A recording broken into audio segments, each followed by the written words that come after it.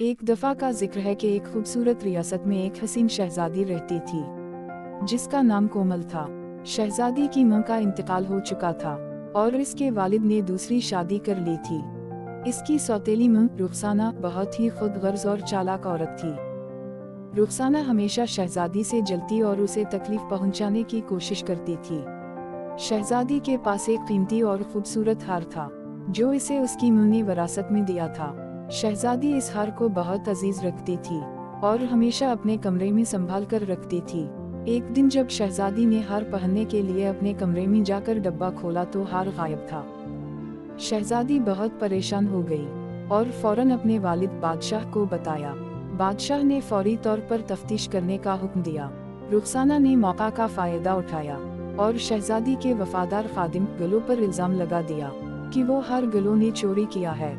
रुखसाना ने कहा, मैंने खुद गलो को शहजादी के कमरे से निकलते देखा है, वही चोर है। बादशाह ने गलो को बुलाया और इससे पूछा। अहमद ने साफ इनकार किया और कहा, मैंने कभी हार को हाथ भी नहीं लगाया, मैं तो सिर्फ अपनी फराइज निभा रहा था। शहजादी को गलो की वफादारी पर यकीन था।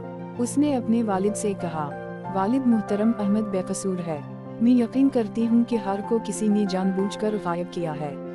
ये सारा मामला शहजादी का एक वफादार प्यारा परिंदा देख रहा था और इसको जब ये मालूम हुआ कि शहजादी का हार गुम हो गया है तो वो फौरा उड़ता हुआ पहाड़ों के दरमियान गया और जंगलों के दरमियान गया। उसने जाकर देखा तो हार पहाड़ों में गिरा हुआ था क्योंकि इसने मलका को वहां से हार चराते हुए देखा था और मलका हार लेकर सीधा जंगल की तरफ गई थी। वहां से परिंदा ने हार उठाया और लाकर शहजादी को दे दिया और इसके साथ साथ मलका की अंगूठी भी वहां गिरी हुई थी। शहजादी ने फौरन हार निकाला और बादशाह को दिखाया तो बादशाह ने पूछा कि ये हार शहजादी आपको कहां से मिला है। तो शहजादी ने बताया कि ये मेरा वफादार परिंदा जो मेरी हर चीज के बारे में जानता है, ये उसने ढूंढ के मुझे दिया है और वो बताता है कि ये पहाड़ों के बीच में से मिला है और वहाँ मलका की अंगूठी भी पड़ी हुई है।